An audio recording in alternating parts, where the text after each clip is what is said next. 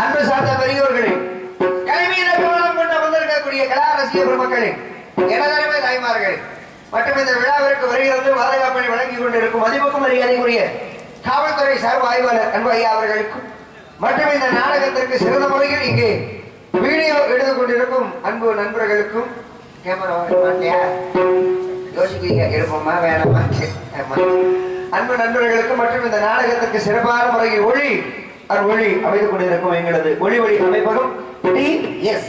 Sivan Raj sound service அன்புள்ளதற்கும் அதில் பணிபுரியும் சகோதரர்கள் அனைவருக்கும் எங்களது நாடக கலைக்குடும்பத்தின் சார்பாகவும் வந்திருக்கும் கலைஞர் மக்கள் சார்பாகவும் இந்த நாடகத்தின் அமைப்பாளர் பாசமிகு அன்பனார் சாய்ராம் மணிவண்ணன் சருகுவளை பற்றி அவர்கள் சார்பாகவும் நெஞ்சார்ந்த நன்றிகள். வணக்கம் வணக்கம் வணக்கம். எல்லாத்துக்கும் வணக்கம். யாருக்கு வரக்கூடாது சொல்லணும். நாடக சினிமா நடக்கும். கூட்டம் அடே கப்பா சரியான கூட்டம். ஆமாம் போதும், இந்த கூட்டம் போதும். இதை வச்சு நாங்கள் வெளியே வச்சு விடுவோம். ஆமாம், ஏன்னா மழை நேரம் உங்களோட சொல்லி கூட்டம் கிடையாது. ஏன்னா நமது புலிமலைப்பட்டி கிராமத்தை பற்றி நல்லாவே தெரியும். கூட்டம் எப்படி கூடுங்கிறது நம்மளுக்கு நல்லாவே தெரியும். ஆனா இருந்தாலும் இந்த மழையின் காரணமாக மக்கள் வர்றதுக்கு கொஞ்சம் யோசிக்கிறாங்க. சில பேர் என்ன நினைப்பாங்க, நாடகம் நடக்குதோ நடக்கலையோ தெரியாதுப்பா, எதுக்கிழமை மழையில நடந்துக்கிட்டு சொல்லி பாதி பேர் வீட்டிலே இருந்துருவாங்க. காலையில ரேஸ் மட்டும் போய்க்கும். சில நண்பர்கள் நாடகத்தை எப்படியாவது பார்த்து போடணும்னு சொல்லி இந்த மழையை கூட பொருட்படுத்தாம வந்து உட்காந்து நாடகத்தை பாக்குறாங்க. அதோட தாய்மார்களுக்கு மனமார்ந்த நன்றி வணக்கம். ஏன்னா உங்களுக்கும் நாங்க தனியா தகர கொட்டகை போட்டிருப்பாங்க. அதனால அங்க கவலை இல்லாம உட்காந்துக்குவீங்க. ஆண்கள் கூட்டம் தான் கொஞ்சம் பாவம். அந்த ஈரத்திலையும் சோதன்னு அந்த தார்பாயை விரிச்சு உட்காந்துருக்கீங்க.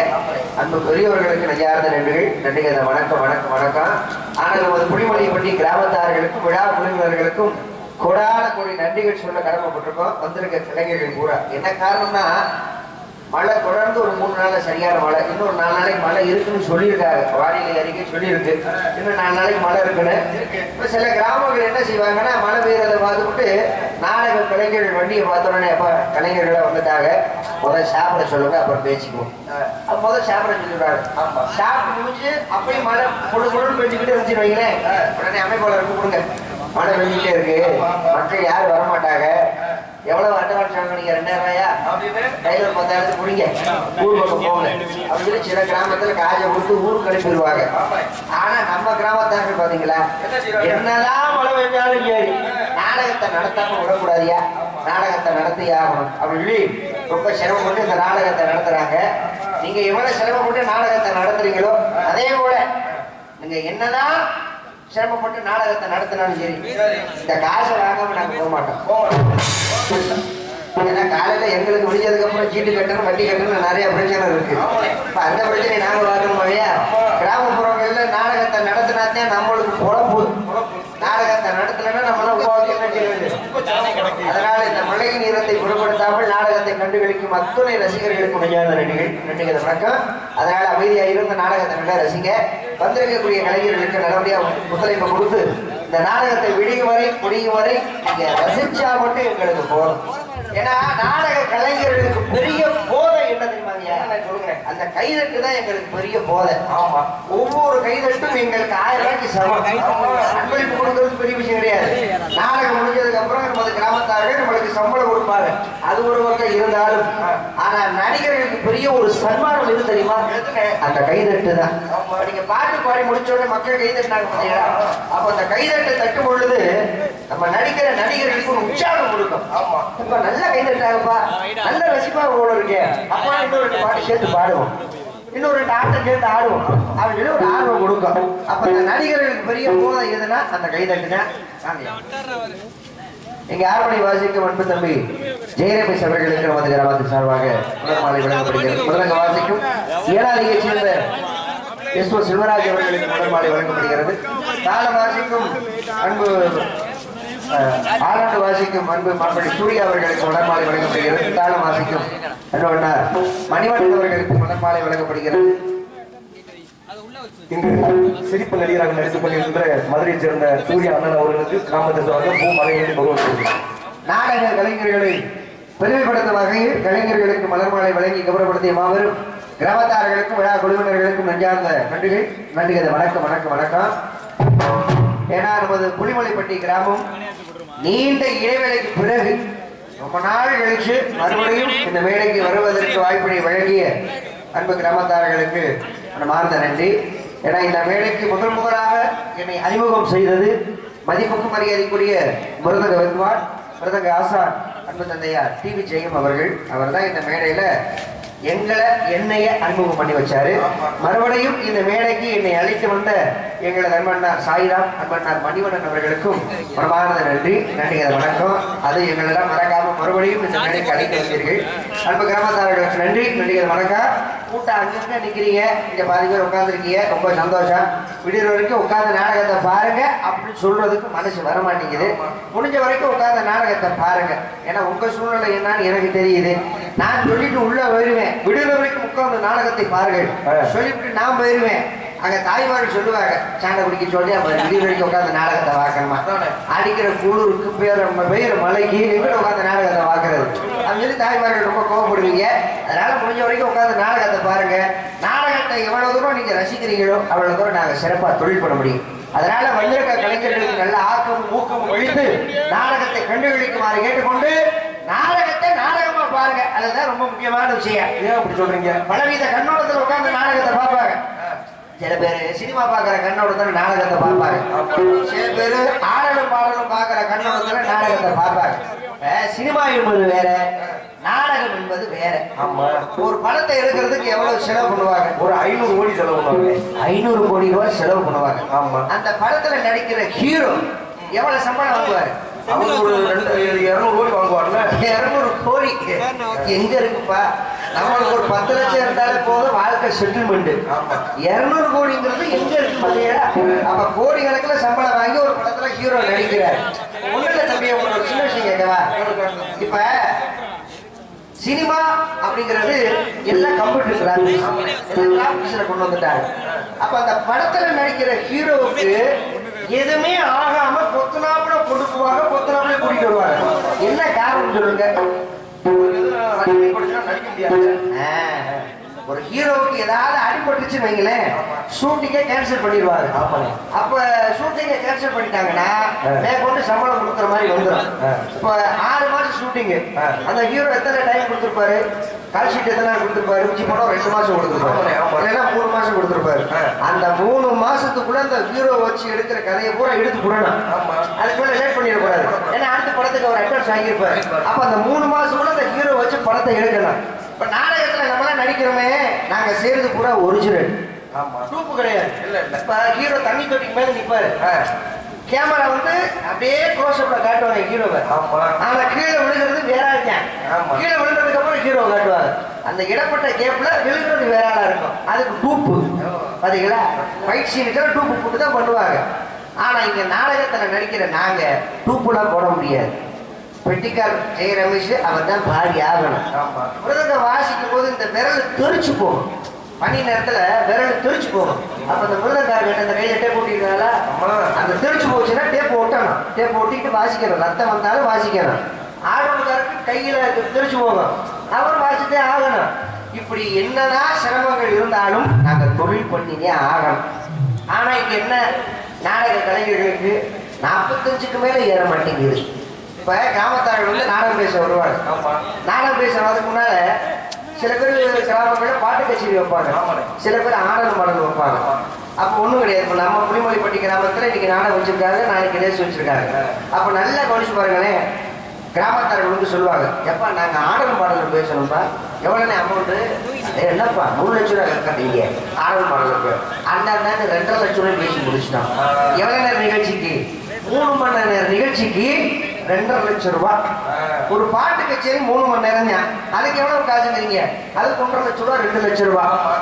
ஆனா இந்த நாடகத்தை மட்டும் 8 மணி நேரம் நம்ம நடத்தணும். 10 மணி 10:30க்கு நாடகத்தை ஆரம்பிச்சோம்னா காலையில 5:30க்கு தான் நாடகத்தை முடிக்கிறோம். அப்ப நம்மளுக்கு அமௌண்ட் எவ்வளவு நம்ம கொடுப்பாங்க? எவ்வளவு? 40க்கு மேல வேண்டாது. 40,000. அதுக்கு மேல தலையிறது கிடையாது. 1000 ரூபாய் கூட கட்டணும்னு சொல்றது. அப்ப யாப்பையா ஊர்ல மழை தண்ணி இல்லப்பா, நீ வேற 1000 ரூபாய் கூட கட்டுட்டு.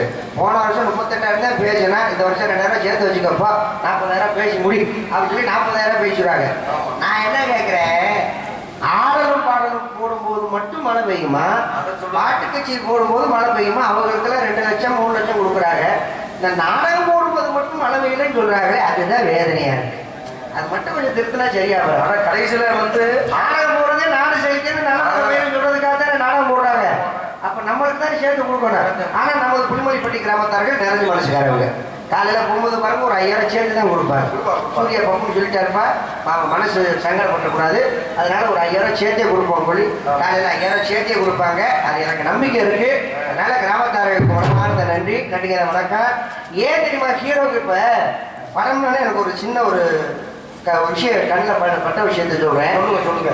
இந்த கொரோனா டயத்துல கொஞ்சம் சென்னைக்கு போயிருந்தேன். ஆமா.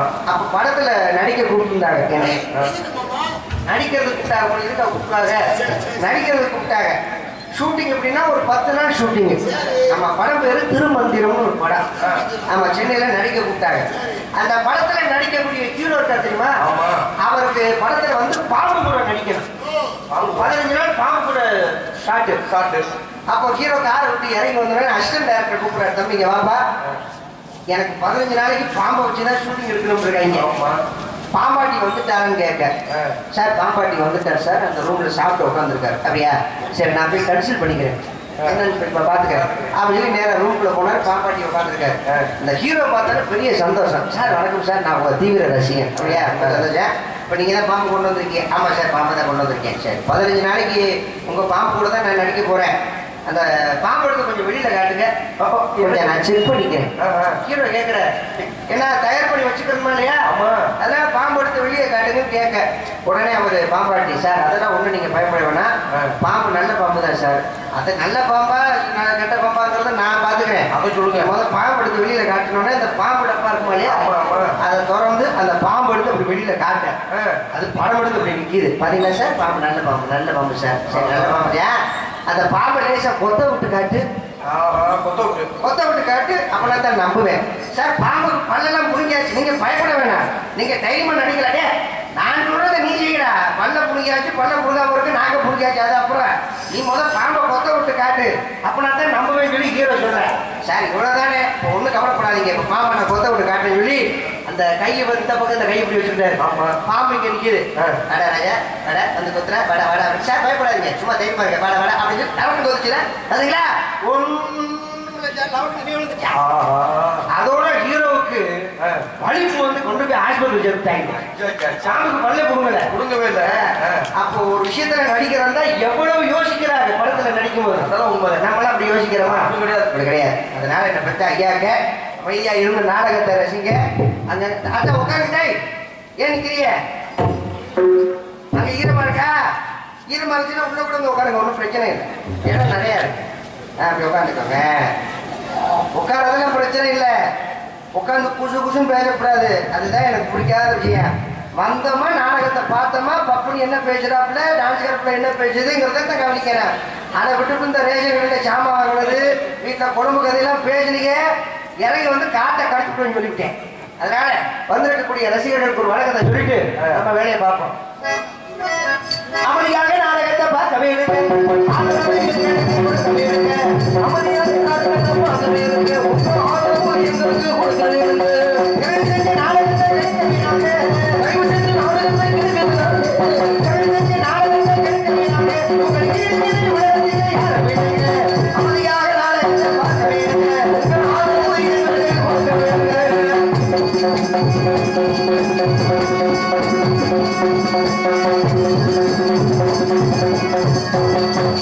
உடனே கொஞ்சம் கூடாது, கொஞ்சம் பார்க்கக்கூடாது,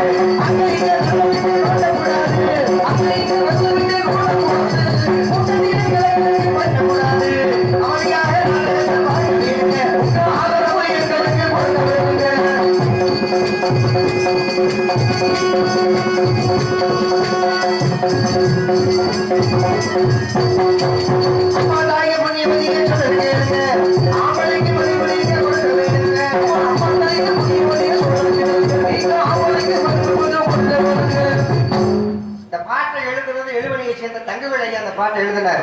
இந்த பாட்டுல எவ்வளவு அழகான ஒரு விஷயத்தை எழுதியிருக்காரு பாத்தீங்களா? எப்படி சொல்லுங்க. அம்மா தாயே புண்ணியவதியே சொல்லுங்க கேளுங்க, ஆம்பளைக்கு ஆம்பளைக்கு மதிப்பு நீங்க கொடுக்க வேணும். இப்போ எல்லாரும் நம்ம ஆண் மகன் தான், வந்திருக்க மக்கள் எல்லாருமே ஆண் மகன் தான். ஆம்பளைக்கு நீங்க மதிப்பு கொடுங்க அப்படின்னா வந்திருக்க ஆண்களுக்கு மட்டும் கிடையாது, வீட்டுல இருக்கிற புருஷனுக்கும் மரியாதை கொடுங்க அப்படிங்கறத அந்த பாட்டை சூச்சகமா எழுதியிருக்காங்க. இப்ப வீட்டுல ஆம்பளைன்னா யாரை சொல்லுவாங்க? நம்ம புருஷனை சொல்லுவாங்க, கணவனை தான் சொல்லுவாங்க. இன்னும் கிராமப்புறங்கள்ல அந்த நடைமுறை பேச்சு இருக்கும். கவனிச்சிருக்கீங்களா? உங்க ஆம்பளை எங்க போயிருக்காரு? இந்த சண்டைக்கு போயிருக்காரு. எப்ப வருவாரு? பொழுது சாண்டி தான் வருவாரு. அப்ப வீட்டுல ஆம்பளைன்னா புருஷனை தான் சொல்லுவாங்க. அப்ப புருஷனுக்கு மரியாதை கொடுக்கணும் பாட்டுல சூச்சகமா எழுதியிருக்காங்க. எங்க புருஷனுக்கு மரியாதை கொடுக்குறீங்க? அந்த காலத்துலதான் புருஷன் மதிச்சாங்க. கல்லானாலும் கணவன், புல்லானாலும் புருஷன் வாழ்ந்தது அந்த காலம். இப்ப அப்படி கிடையாது. கல்யாணம் கடுக்கும் புண்ணானாலும் இப்ப எங்க புருஷனை மதிக்கிறாங்க? ஒண்ணும் கிடையாது. ஒரு சின்ன கேள்வி கேட்கிறேன். என்ன கேள்வி? காலையில எந்திரிச்ச உடனே சில தாய்மார்கள் புருஷன் காலை தொட்டு கும்பிடுவாங்க பார்த்தீங்களா? அதையே தொட்டு கும்பிடுறாங்க. ஒரு மரியாதை, மரியாதை. ஆமா, சரி. தூங்கும் போது தொட்டு கும்பிடுறாங்க. ஏன் அந்த அப்படி தொட்டு கும்பிடுறது? முழிச்சிருக்கும் போது தொட்டு கும்பிட்டா என்ன? ஒரு வெக்கம் அப்படி கிடையாது. புருஷன் படுத்திருக்கும் போது ஏன் தெரியுமா காலை தொட்டு கும்பிடுறாங்க? புருஷன் மட்டை மலக்கா படுத்திருப்பாரு. அப்படி படுத்திருக்கும் பொழுது அந்த காலை தொடும் பொழுது கட்டவர்கள் டிங்கி டிங்கி நாடும். அப்படி டிங்கி டிங்கி நாடுன்னு வைங்களேன், புருஷன் உசுரோட இருக்கான், டைம் மிஸ் ஆகாம அதை செக் பண்றதுக்காக தான் காலை தொட்டு கும்பிடுற மாதிரி. எவ்வளவு ஒரு சூச்சகம் பாருங்க தாய்மார்களுக்கு. நம்ம தாத்தா நல்லா இருப்பீங்க, கட்டின புருஷனை தெய்வமா பாருங்க. புருஷனை மதிச்சது அந்த காலம். எப்ப? 1968 அந்த காலத்துல புருஷனை மதிச்சாரு. எப்படி? நீங்க பிறந்த வருஷத்தை அப்படியே சொல்றீங்களே, எப்படி இதெல்லாம்? 1968ன்னா நான் பிறந்த வருஷமாடா? அது உண்மைதான். ஏன்னா நீ 66, நான் 68, அவ்வளவுதான். நீ எங்க பிறந்த? நான் பிறந்ததை சரியா சொல்றேன். அப்படி எனக்கு மூத்தாலத்தானே இருக்கும். அதை விட இன்னொரு விஷயம் என்னன்னா, அந்த காலத்துல புருஷனை எப்படி தெரியுமா கூப்பிடுவாங்க? அப்படியே மாமா அப்படின்னு கூப்பிடுவாங்க. சில பேர் அத்தான் அப்படின்னு கூப்பிடுவாங்க. சில பேர் மச்சான் அப்படின்பாங்க. புருஷன் அப்படி கூப்பிடுறது செல்லமா அப்ப இல்ல. இப்ப அப்படி கிடையாது. சச்சு போச்சு புருஷனை கூப்பிடுற லட்சணம். அந்த காலத்துல புருஷன் பேரை சொல்றதுக்கு யோசிப்பாங்க. புருஷன் பேரை சொன்னோம்னா புருஷனுக்கு ஆயுள் குறைஞ்சிருமா. வயசானவங்களை பாருங்களேன், கையில பச்சை குத்தி வச்சிருப்பாங்க புருஷன் பேரை. ஏன் தெரியுமா? யாராவது புருஷன் பேரை கேட்டாங்கன்னா இந்த பாத்துக்கோங்க என் புருஷன் பேரை அப்படின்னு கை அப்படி நீட்டி காட்டுவாங்க. ஏன்? புருஷன் பேரை சொன்னோம்னா புருஷனுக்கு ஆயுள் குறைஞ்சிருமா. இப்ப புருஷனை வாடா போடாங்கிறாங்க, சண்டை பிடிக்குங்கிறாங்க, வாய்க்கு வந்ததெல்லாம் பேசுறாங்க. ஒரு பொண்ணுக்கும் பையனுக்கு கல்யாணமாகி இத்தனை வருஷம் தான் ஆச்சு அப்படிங்கறத நம்ம எப்படி தெரிஞ்சுக்கலாம்? அது பொண்டாட்டி புருஷனை கூப்பிடுறத வச்சு தெரிஞ்சுக்கலாம். பொண்டாட்டி கூப்பிடுறத வச்சு நம்ம தெரிஞ்சுக்கலாம். இப்ப கல்யாணமாக்கி ஒரு வருஷம் ஆகுது வைங்களேன், பொண்டாட்டி புருஷன் கூப்பிடுவாங்க. எப்படி? என்னங்க என்னங்க இங்க வாங்க அப்படின்னா கல்யாணமாகி ஒரு வருஷம் ஆகுதுன்னு அர்த்தம். என்னங்க இங்க வாங்க அப்படின்னா கல்யாணமாகி 2 வருஷம் ஆகுதுன்னு அர்த்தம். ஆமா. தயா யோ ஏவா அப்படின்னா அது 3வது வருஷம். தரடே வணக்கம் வேலை வரியா போயிடா அப்படின்னா அது 4வது வருஷம். 5வது வருஷம் விளக்கு மாதிரி செருப்பு எல்லாம் பறக்கும். இது 5வது வருஷம். 6, 7, 8 அதெல்லாம் சாணியை கரைச்சிட்டு விழுகுறது. அப்ப பொண்டாட்டி கூப்பிடுறத வச்சே நம்ம தெரிஞ்சுக்கலாம். அப்ப கணவனுக்கு மரியாதை கொடுங்க அப்படின்னு சொல்லியிருக்காங்க. புருஷனை தெய்வமா பாருங்க. என்னப்பு நல்ல கேளு. 50, 60ல வாடா கழுட்டு பிள்ளை. 50, 60ல குருட்டு பிள்ளை, சோட்டு பிள்ளை கிடையாது. புலிமலைப்பட்டி கிராமத்தார்களுக்கு பாதிக்கப்பட்ட புலிமலை ஸ்ரீ பாலமுருகன் ஸ்ரீ முனியசுவாமி கோவில் திருகார்த்திகை விழாவும் அன்னதானமும் கிராமத்தார்கள் வெகு சிறப்பாக நடத்தி கொண்டிருக்கின்றார்கள். மேற்படி கோவிலுக்கு அமைந்துள்ள சிங்கார மொழி கலையரங்கத்தில் மாபெரும் தலை சிறந்த கலைஞர்கள் பங்கு கொள்ளும் ஸ்ரீ வள்ளித்திருமணம் எனும் நாடகம் சிறப்பாக நடைபெற உள்ளது. சென்னை இரவெல்லாம் தனக்கொரு வானையில் வெற்றி மனசு பட்டி வரும் நாடக கலையுக ராஜா செந்தமிழ் சுடர் கலைத்தாயில் எடுத்த இளைய கலைமகன் மதிப்புக்கும் மரியாதைக்குரிய உங்கள் அபிமான செல்வன் மதுரை மாநகரை சேர்ந்த எனது அன்பு சகோதரர் எம் ரவிதரன் அவர்கள் இவரக மேடைகளை வேலன் விருத்தனாக நடிக்க காத்துக் கொண்டிருக்கின்றார். தனது நீய கணங்களாலே உங்கள் செவிகள் இனிப்பட்டு செய்ய வந்திருக்கும் இசைக்கார இசைக்குயில் தேர்வு செய்யும்போது உங்கள் அபிமான செல்வி மதுரை மாநகரை சேர்ந்த ஸ்ரீ மீனாட்சி அவர்கள் இவரக மேடைகளில் ஸ்ரீ வெளிநாயகம் முருகனுக்கும் வழிக்கும் திருமணம் செய்ய வேண்டும் என்று கழகத்தை முட்ட காத்துக் கொண்டிருக்கின்றார். தேவகானம் செய்யும் போது பாட்டுக்குரு நாயகன் குறையோடு வரையாறும் சொல்லெடுக்கும் வீரர் உங்கள் அபிமான செல்வன் மதிப்புக்கும் மரியாதைக்குரிய துவரங்குறிச்சியை சேர்ந்த PRG அருள்மணி அவர்கள் இவரக மேடைகளை கழக மீதாக நிற்க காத்துக் கொண்டிருக்கின்றார். எங்களை வேலைகள்லாம் பார்க்க பலமாக பக்க மேலைகள் அமைந்திருக்கும் அரண்மனைய சக்கரவர்த்தி இனிசி திலகம் வாசமாக எனது அன்பு தம்பி சிலமுடியைச் சேர்ந்த ஏ செய்ய ரமேஷ் அவர்கள் இவர்கள் அவர்களை அரண்மனையம் அன்பார் ஊசி முடி காதுக்குள்ளே ஒட்டகங்கள் போனாலும் காசாசி போகாதடி மொத்தமா கட்டையிலும் வேகாதடி முத்தம்மா கட்டையிலும் வேகாதடி ஊசி முடி காதுக்குள்ளே ஒட்டகங்கள் போனாலும் காசாசி போகாதடி முத்தம்மா கட்டையிலும் வேகாதடி முத்தம்மா கட்டையிலும் வேகாதடி மனத்தோட்டம் போதும் என்று மாயாட கொடுத்தவுடன் பணத்தோட்டம் போட்டதே எடி முத்தம்மா பணத்தோட்டம் போட்டதே எடி முத்தம்மா பணத்தோட்டம் போட்டதே எடி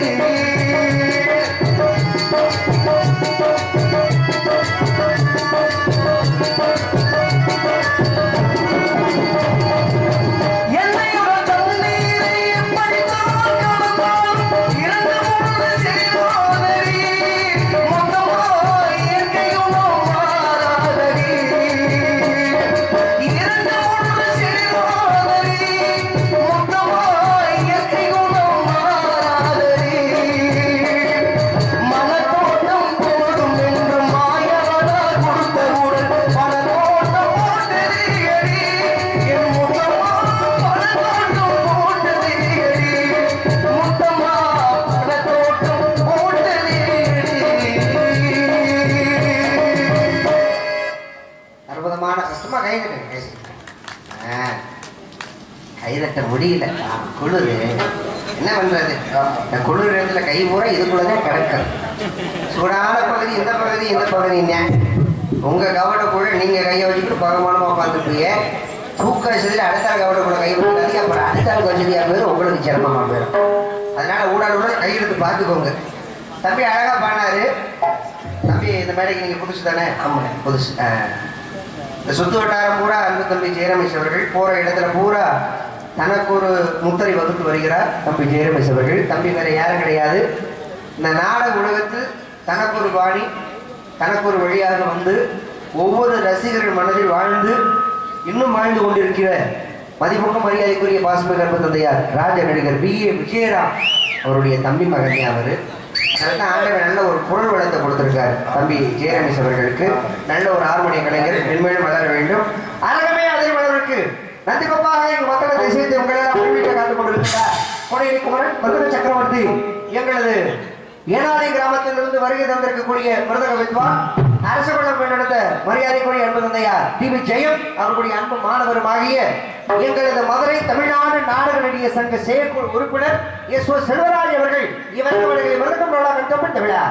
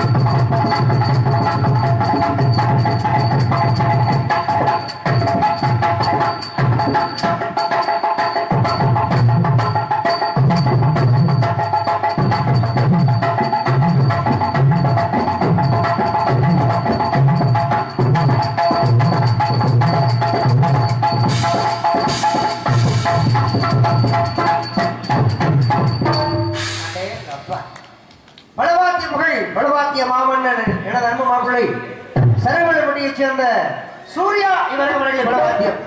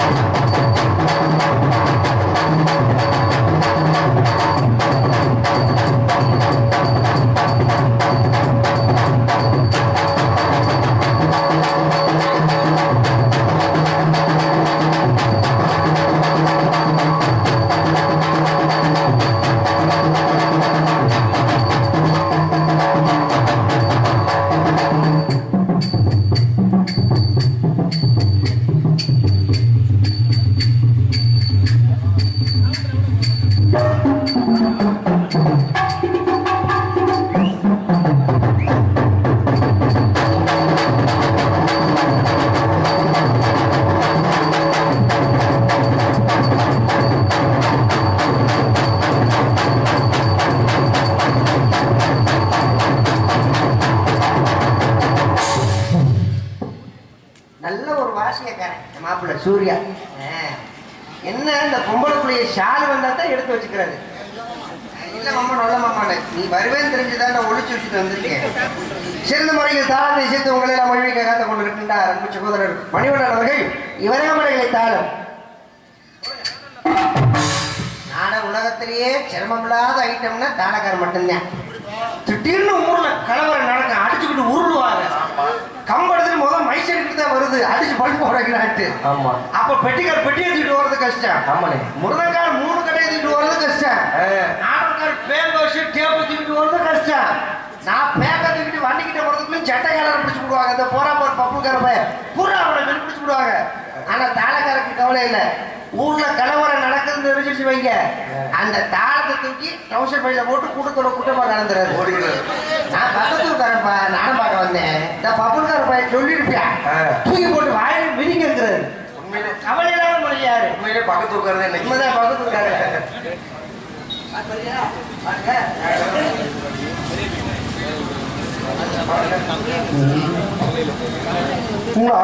நானும் முதல் ஊரவை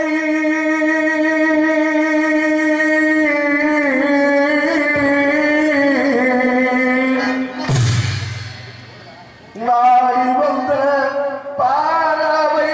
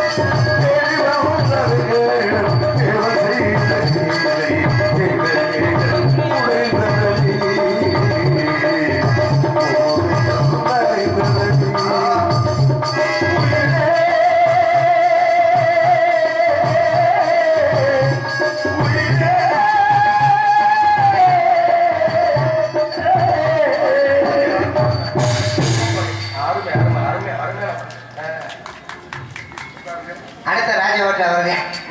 நல்ல அற்புதமான ஒரு பாடல். நம்ம காதல் தோல்வி இந்த வயசுலயே யாருக்கு தெரியும் மனசுல என்ன நினைச்சுட்டு பாடுறாருன்னு.